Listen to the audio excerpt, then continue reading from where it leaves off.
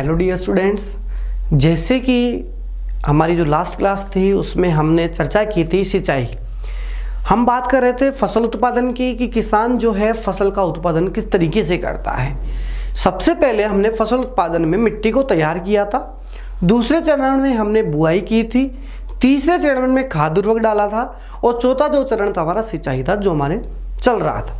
सिंचाई में हमने देखा था कि जो जल स्रोत है वो कौन कौन से होते हैं। कुएं हैं, नलकूप है, बावड़ियां हैं, नहर हैं, तालाब हैं, झील है, यहाँ से हैं जो जल के स्रोत आते हैं सिंचाई के लिए। अब हम जो बात करते हैं सिंचाई के जो साधन होते हैं वो कितने प्रकार के होते हैं, तो देखिए सिंचाई के जो साधन है वो दो प्रकार के हैं, पारंपरिक साधन और आधुनिक साधन। पारंपरिक साधन का तात्पर्य ये है जो कि पहले के समय से उपयोग में आ रहे हैं, जो पहले के समय जो किसान उपयोग में लेता था, जिन साधनों को उनको पारंपरिक साधन कहते हैं।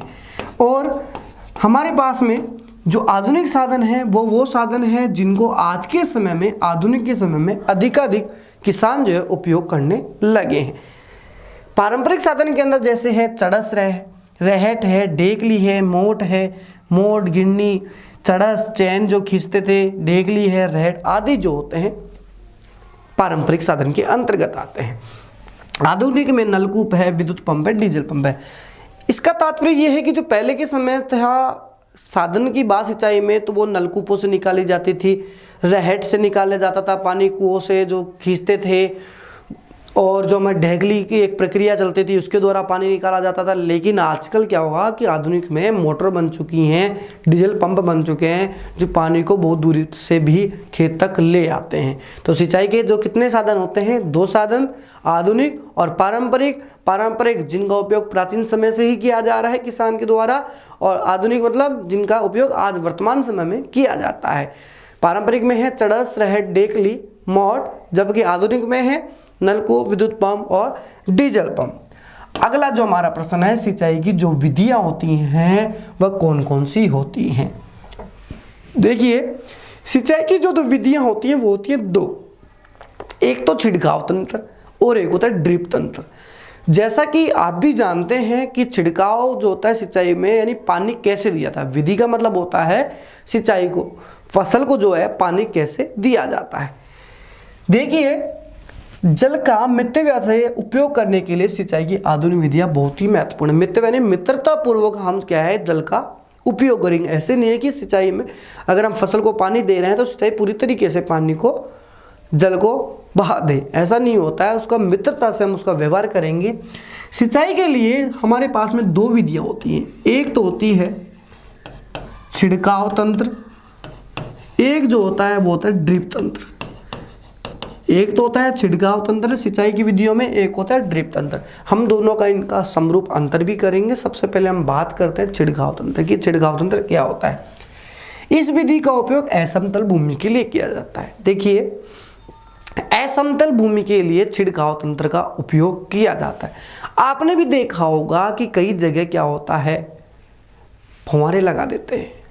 जैसे यहाँ पर एक लंबा पाइप लगा दिया, वो चलता रहेगा, कुछ दूरी पर आगे लंबा पाइप लगा दिया और वो चलता रहेगा, फव्वारों की तरह सिंचाई की जाती है। असमतल मतलब जैसे मान लो पूरी समतल भूमि है और कुछ दूरी पर जाकर के ऊंचाई पर चली गई तो वहाँ पर भी पाइप लगा के वो सिंचाई कर सकता है। तो वो होती है असमतल भूमि। और असमतल भूमि के अंदर कौन सी विधि अपनाई जाती है? छिड़काव तंत्र। जहाँ जल की उपलब्धता कम होती है वहाँ इस विधि का उपयोग सिंचाई के लिए किया जाता है। इस पद्धति में नलों के ऊपरी सिरे पर घूमने वाले नोजल लगे होते हैं। जैसे कि मैंने आपको बताया पाइप लगाते हैं, फिर उसके ऊपर नोजल लगा देते हैं जो क्या करता है, पानी को चारों तरफ पहुंचा देता है। यह पाइप निश्चित दूरी पर मुख्य पाइप से जुड़े होते हैं। जो मुख्य पाइप में पानी आता है वहाँ से थोड़ी दूरी पर खेत के अंदर लगा दिए जाते हैं।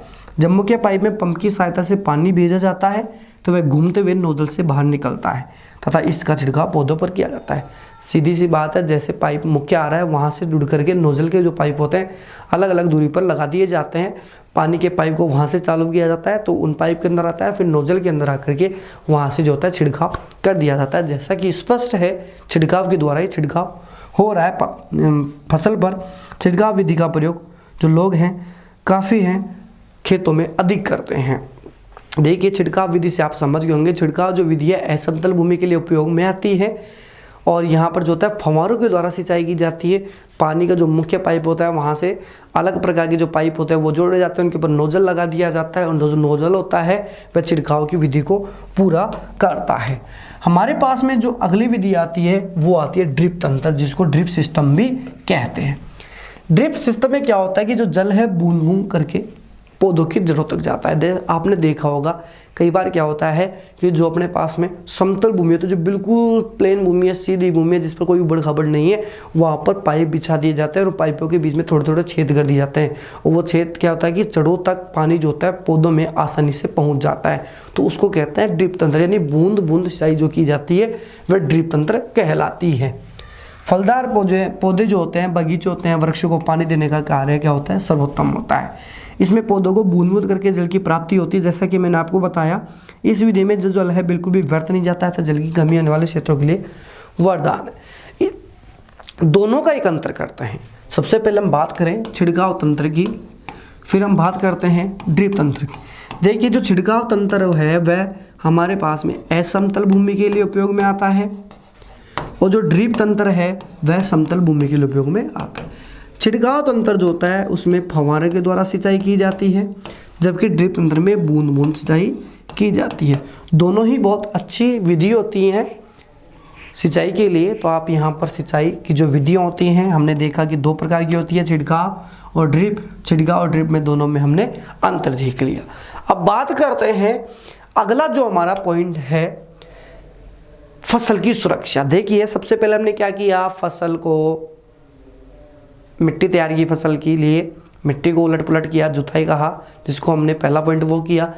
दूसरा हमने क्या किया कि बुआई की। तीसरा हमने क्या किया, बुआई मतलब उसमें बीज डाले। तीसरा हमने क्या किया, उसमें खाद उर्वरक डाला। फिर उसके बाद में हमने उसमें सिंचाई किया। 4 पॉइंट सिंचाई के लिए। फिर उसके बाद में हम क्या करते हैं, देखो हमारा यहाँ तक किसान का आधा काम कंप्लीट हो गया।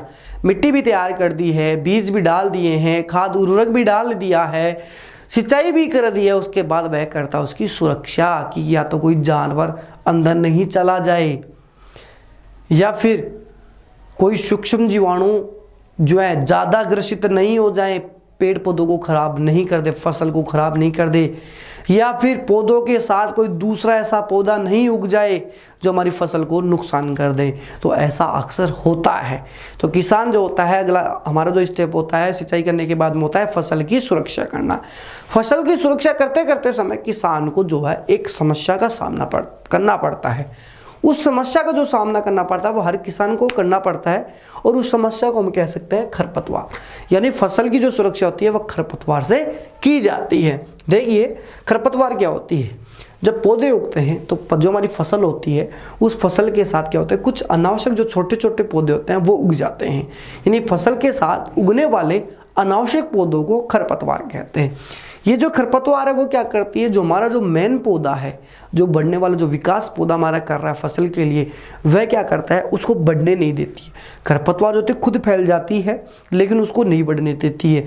जो पोषक पदार्थ हैं खरपतवार खुद लेने लग जाती है और खुद बढ़ने लग जाती है, लेकिन जो खरपतवार है वह जो हमारा मुख्य जो पौधा है उसको नहीं बढ़ने देती है। तो खरपतवार एक समस्या है हर एक किसान के लिए। तो इसके लिए किसान क्या करता है, उसको काट देता है, समय समय पर उसको क्या करता है, कटाई कर देता है, जिसका स्टेप अगला होगा। हम यहाँ पर क्या करते हैं, देखो खेत में फसल के साथ कई अवांछित पौधे उग जाते हैं जिन्हें क्या कहते हैं, खरपतवार कहते हैं। खरपतवार को जब हटाया जाता है तो खरपतवार काटने की जो पद्धति होती है उसको हम कहते हैं निराई। खरपतवार क्या करता है, देखो जल को, पोषक तत्व एवं प्रकाश को ग्रहण कर लेता है और फसल की वृद्धि पर प्रभाव डालता है। जैसे कि मैंने आपको बताया कि जो अपने पास में खरपतवार है वह स्वयं ही सब कुछ ग्रहण करेगा, उसके साथ में जो पौधा है मुख्य उसको कुछ भी नहीं देता है, जिससे कि उस पर बहुत बुरा प्रभाव डलता है। कुछ खरपतवार कटाई में भी बाधा डालते थे, तब मनुष्य पशुओं के लिए भी जहरीले हो जाते हैं। कुछ जो खरपतवार होते हैं अगर इनको किसान काटता है तो क्या करते हैं, उन पर भी ये प्रभाव डाल देते हैं, जिससे उनका जो जहर है मनुष्य तक आ जाता है और पौधों पर भी उनका जो जहर है बहुत अच्छे से चला जाता है, जिससे पौधे बढ़ नहीं पाते हैं। फसल उगाने से पहले खेत जोतने से खरपतवार उखाड़ने हटाने में सहायता मिलती है। यानी जो फसल हम लास्ट में कटाई कर देते हैं उसके बाद में जो खरपतवार होती है उसको हम जुताई जैसे मिट्टी उलट पुलट करते हैं तो वो ऑटोमेटिकली कट जाती है। खरपतवार के पौधे सूखकर मर जाते हैं और मिट्टी में मिल जाते हैं। पुष्प एवं बीज बनने से पहले के समय खरपतवार हटाने के लिए सर्वोत्तम समय माना जाता है। जैसे मान लो अपने बीज बन रहा है, उगने लग गया, तो उसी समय क्या कर देना चाहिए, हमें खरपतवार को हटा देना चाहिए। खरपतवार हटाने का कार्य जो होता है खुरपी की सहायता से किया जाता है। जो हमारे पास में खुरपी होती है, एक साधन आता है, उसकी सहायता से भी क्या किया जाता है, खरपतवार को हटाया जाता है। देखिए यहाँ पर खरपतवार की परिभाषा क्या है। खरपतवार का अर्थ क्या हो गया कि फसल के साथ उगने वाले जो अनावश्यक पौधे या अनावश्यक जो पौधे होते हैं उन्हें हम खरपतवार कहते हैं। फसल के साथ उगने वाले अनावश्यक पौधों को खरपतवार कहा जाता है।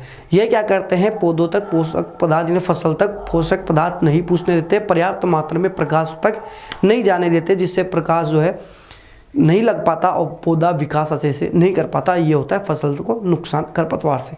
अब खरपतवार से क्या उपाय है, कैसे बचाव किया जा सकता है खरपतवार से?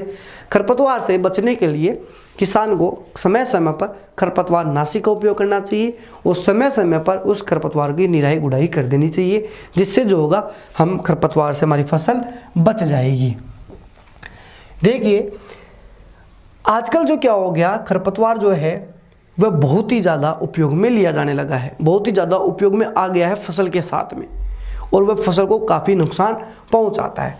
खरपतवार नाशी को जल में मिलाकर क्या कर दिया जाता है, फुहारे की सहायता से खेत में छिड़का जाता है। जैसे मैंने अभी बताया कि फसल की सुरक्षा के लिए खरपतवार नाशी का उपयोग करना चाहिए, और खरपतवार नाशी का उपयोग करने का मतलब क्या किया जाता है, उसको जल में डाल दिया जाता है। और हमने सिंचाई की जो आधुनिक विधि पढ़ी है छिड़काव तंत्र, जिससे छिड़काव होता है पानी का, तो वहाँ तक जो खरपतवार है वहाँ तक पहुँच जाते हैं, जिससे जो खरपतवार उग रही है पौधों के साथ, अनावश्यक पौधे उग रहे हैं, वो धीरे धीरे क्या हो जाते हैं, नष्ट हो जाते हैं। और जैसे जैसे खरपतवार नाशी अगर अपने उगने लग जाती है खेत में, तो अपने नाक को और मुँह को पूरी तरह से ढक लेना चाहिए, जिससे उसका जो जहर है हमारे शरीर तक नहीं पहुँच पाए। मिट्टी तैयार कर दी, बुआई कर दी, खाद डाल दिया, सिंचाई कर दी, फसल की सुरक्षा भी कर ली। अब हमारे पास में वो समय आ चुका है कि फसल पूरी तरह से तैयार हो चुकी है। अब तैयार फसल को ये तो है नहीं कि छोड़ दिया जाए और खुद ही कट जाएगी, तैयार फसल को काटना पड़ेगा। तो अगला जो छठा स्टेप है वो हमारा होता है फसल कटाई करना, यानी फसल का पक जाने के बाद में उसको काटना ही फसल कटाई कहलाता है। फसल का पक जाने के बाद में उसको काटना ही फसल कटाई कहलाता है। कटाई के दौरान या तो पौधों पर खींचकर उसको उखाड़ लेते हैं, या धरातल के पास उसको काट लेते हैं, उसकी जो जड़ होती है वहीं से उसको काट लेते हैं, या फिर पौधों को सीधा वहां से उखाड़ लेते हैं। एक अनाज की फसल को पकने में लगभग 3 से 4 महीने का समय लगता है, जो कि ऋतुओं के आधार पर पहले ही निश्चित रूप से बता दिया गया है। हमारे देश में अधिकतर दराती जो होती है, एक साधन आता है, उसकी से ही जो होता है कटाई की जाती है। दराती जो होती है उससे अधिकतर जो लोग हैं कटाई करते हैं। आजकल तो मशीनें भी आ गई है जिनसे कटाई की जाती है। जिन मशीनों में एक मशीन जो है मुख्य होती है हार्वेस्टर। प्रश्न बन रहा है फसल कटाई के लिए कौन सा साधन उपयोग में ले सकते हैं, तो फसल कटाई के लिए यहाँ पर हमारे जो साधन उपयोग में आ रहा है वो होता है हार्वेस्टर, जो कि एक आधुनिक साधन हो चुका है। कटी हुई फसल को बीज दानों के भूसे को अलग करने के लिए ड्रेसिंग मशीन का भी उपयोग किया जाता है। यह कार्य कंबाइन मशीन द्वारा भी किया जाता है। कंबाइन मशीन के द्वारा किया जाता है, बीज के दानों को अलग किया जाता है, जो कि वास्तव में हार्वेस्टर और थ्रेशर का एक संयुक्त रूप होता है। हमने यहाँ पर 2 तरीके की बात की है कि एक फसल को क्या कहते हैं, बीज के दानों को भूसे से अलग करते हैं कंबाइन मशीन के द्वारा, और जो फसल काटते हैं वो काटते हैं हार्वेस्टर मशीन के द्वारा। छोटे खेतों वाले जो छोटे खेत होते हैं उनके जो किसान होते हैं अनाज के दानों को क्या करते हैं, पटक पटक करके अलग कर लेते हैं। कटाई ऋतु के साथ कुछ विशेष पर्व जैसे पोंगल, वैशाखी, होली, दिवाली आदि प्रमुख त्योहारों में भी की जाती है। जैसे जैसे कोई त्यौहार आता है तो उस त्यौहार से पहले भी जो होता है अपने पास में जो फसल कटाई कर ली जाती है। फसल कटाई के जो मुख्य पॉइंट यही है कि फसल पक जाती है, तो फसल पक जाने के बाद में उसकी किसान कटाई करना शुरू करता है, उस प्रक्रिया को फसल कटाई कहते हैं। और जो फसल कटाई होती है हर समय की अलग अलग होती है। जो मुख्यतः फसल कटाई होती है वह दराती की सहायता से की जाती है। अब फसल कटाई हो गई तो फसल कट गई तो किसान क्या करता है, उसका भंडारण करता है। तो भंडारण करने के लिए या तो वह क्या करता है, अपने घर का जो एक भंडार घर होता है वहाँ उसका भंडारण करता है, या फिर मंडियों में वह उस फसल का भंडारण करता है। तो जो किसान होता है और मंडियों में अगर फसल का भंडारण करता है तो उसको हम क्या कहते हैं, साइलो कहते हैं। देखिए, किसान अपनी फसल का जो भंडारण है वह पूरी तरीके से करता है, और किसान के भंडारण करने की जो प्रक्रिया होती है उसको हम क्या कहते हैं, साइलो कहते हैं। या किसान के जो मंडियों में भंडार गृह बने होते हैं उनको हम क्या कहते हैं, साइलो कहते हैं। किसान के मंडियों में जो भंडार गृह होते हैं उनको हम साइलो कहते हैं। फसल के दानों को अधिक समय तक सुरक्षित रखने की प्रक्रिया को भंडारण कहा जाता है। इन जो फसल के दाने हैं अगर उनको हम सुरक्षित रखना चाहते हैं तो कुछ समय के लिए उनको भंडारण किया जाता है, फिर जैसे जैसे हम उसको बेचना चाहते हैं तो वो बाजार में बिक जाती है फसल, उसको बेच सकते हैं। और उस भंडारण के अंदर हम क्या करते हैं, कुछ नीम की सूखी पत्तियां डाल देते हैं। जैसे अनाज है तो अनाज से बचने के लिए आजकल जो गोलियां आ रही हैं वो डाल देते हैं, नीम की सूखी पत्तियां डाल देते हैं, जैसे बहुत सारे अनाज जब हम भंडार गृह पर करते हैं। तो हमारे पास में देखो, सबसे पहले हमने यहाँ पर किया था मिट्टी तैयार, उसके बाद में बुआई, बीज बोया था, फिर उसके बाद में हमने क्या किया, खाद डाली थी, फिर उसके बाद में हमने क्या किया, सिंचाई की। सिंचाई करने के बाद में हमने क्या किया, उसकी सुरक्षा की, और सुरक्षा करने के बाद में उसकी क्या की, कटाई की, और कटाई करने के बाद में उसका भंडारण किया, और भंडारण करने के बाद में हमने इसको क्या किया, मार्केट के अंदर बेचना शुरू कर दिया। जैसे हमने इसको मार्केट के अंदर बेचना शुरू कर दिया तो जो हमारा फसल का उत्पादन था वो हमारे पास में आने लग गया। तो देखिए, हमने यहाँ पर देख लिया है कि सारी विधियाँ, कृषि पद्धतियाँ कौन कौन सी होती हैं। जो हमारे पास में लास्ट पॉइंट इस चैप्टर का वो ये बताया गया है कि जंतु से हमें भोजन प्राप्त होता है। जैसे मैं बात करूँ दूध की, तो दूध जो हमें बकरी से भी प्राप्त होता है, भैंस से भी प्राप्त होता है, गाय से भी प्राप्त होता है। ऐसा ही कुछ लास्ट पॉइंट इस पार्ट में बताया गया है कि पौधे की तरह, जैसे पौधों से हमें भोजन प्राप्त हो रहा है उसी प्रकार जंतु से भी जो हमें खाद्य पदार्थ उपलब्ध होते हैं। समुद्र तटीय प्रदेशों में रहने वाले जो लोग हैं मछली का मुख्य आहार के रूप में उपयोग करते हैं। एक जंतु है जो मछली है, उसका भी भोजन के रूप में कई लोग उपयोग करते हैं। मछली जो होती है स्वास्थ्य के लिए एक अच्छा भोजन मानी जाती है। मछली से कोड लीवर ऑयल भी मिलता है, जो विटामिन डी की अधिक मात्रा पाई जाती है। मछली से कोड लीवर ऑयल भी मिलता है, जिसका जो लोग हैं भोजन के अंतर्गत कई तरीके से करते हैं, जो विटामिन डी की पूर्ति करता है, कैल्शियम पूर्ति करता है, हड्डियों की जो कमज़ोर होती है उनकी पूर्ति करता है। इसी तरीके से हमारा जो पाठ है वह पूरा होता है। आपको यहाँ पर सब कुछ समझ में आ गया होगा कि किसान जो होता है वह खेती कैसे करता है, कौन कौन से उसकी खेती के चरण होते हैं। तो आशा करता हूँ कि आपको पूरा पाठ जो है अच्छे से समझ आया होगा, और जो इस पाठ के जो प्रश्न है वह आने वाली जो क्लास होगी उसमें हम अध्ययन करेंगे। धन्यवाद।